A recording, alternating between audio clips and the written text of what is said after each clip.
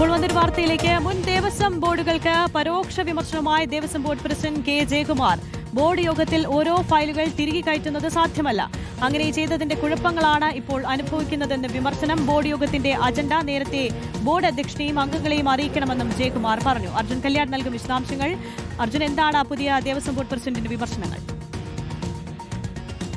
അതായത് ദേവസ്വം ബോർഡിന്റെ യോഗങ്ങളിൽ അതിന്റെ അജണ്ട കൃത്യമായി ദേവസ്വം ബോർഡ് പ്രസിഡന്റിനെയും മെമ്പർമാരെയും അറിയിക്കണം എന്നതായിരുന്നു നേരത്തെ തന്നെ ഒരു സർക്കുലർ ഇറക്കി എല്ലാ ഉദ്യോഗസ്ഥർക്കും ബോർഡ് പ്രസിഡന്റായിട്ടുള്ള ജയകുമാർ നിർദ്ദേശം നൽകിയത്.